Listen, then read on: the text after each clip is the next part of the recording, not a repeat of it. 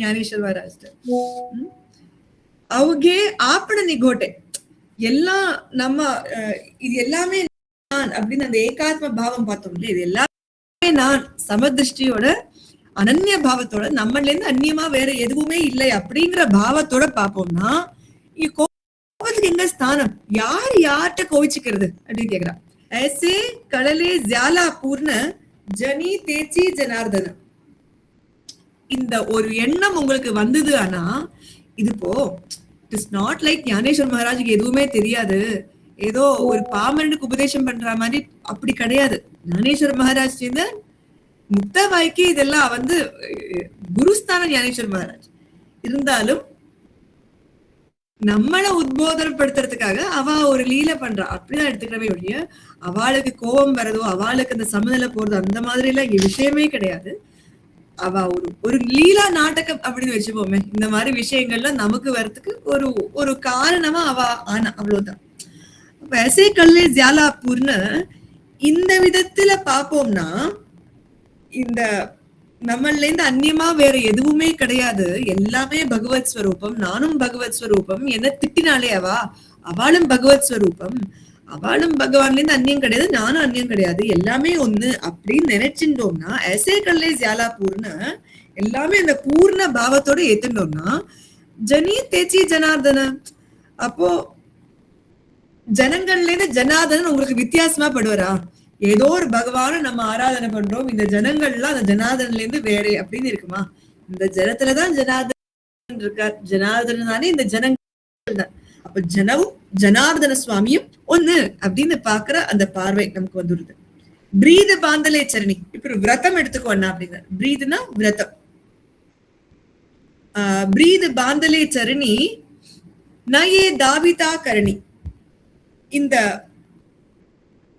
நம்ம எல்லாம் ஒரு விரதத்துல இருக்கோம், இந்த லோகோதாரணம் அப்படிங்கிற விரதத்துல இருக்கோம். நம்ம வந்து ஜனங்கள் நம்மள்ட்ட எப்படி நடந்துட்டாலும் நம்ம வந்து அவள்கிட்ட அன்போதான் இருப்போம், பிரேமையோட இருப்போம் அப்படிங்கிற ஒரு விரதத்தில் இருக்கும்.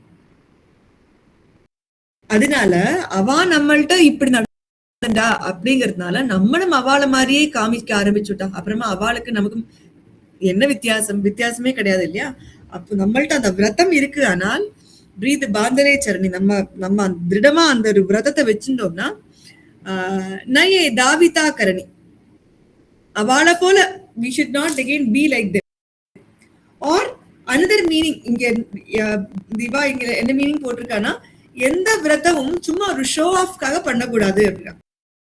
சும்மா நான் வந்து அந்த பக்குவம் வராம வைராகியம் வராம எந்த விரதமும் எடுத்துட்டா உள்ள இருக்கிற அந்த நீ வேற நான் வேற அப்படிங்கிற எண்ணம் இருக்குன்னா எந்த விரதம் எடுத்துட்டாலும் அதுல வந்து பிரயோஜனமே கிடையாது.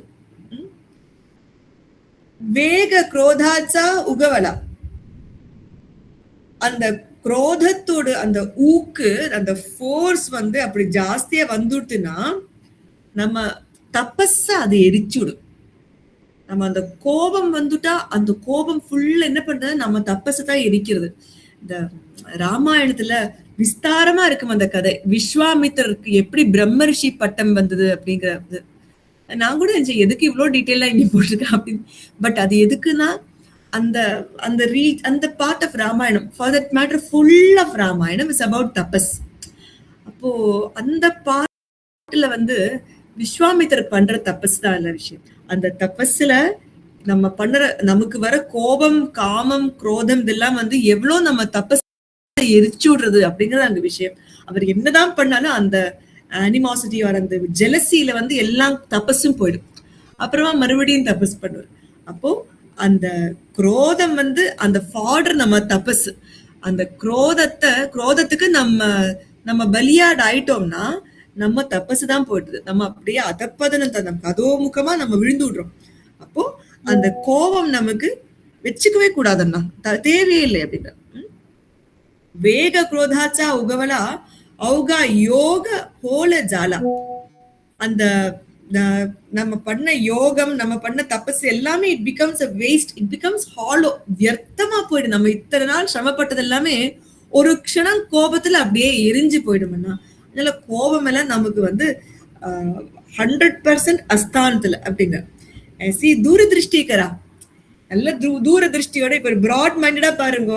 யாரு யார கோவிச்சுக்கிறதுக்கு, யாரு யார் மேல என்ன தவறு பண்றதுக்கு, எல்லாமே நாராயண ஸ்வரூபம். ஜனம்தான் ஜனார்தனன், ஜனார்தனன் தரன்.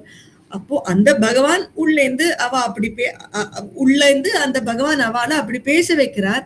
அந்த பேசுற வைக்கிற ஜனங்களும் நம்மளும் பகவான் எதுவுமே வித்தியாசம் கிடையாது, எல்லாமே ஒண்ணுன்னா.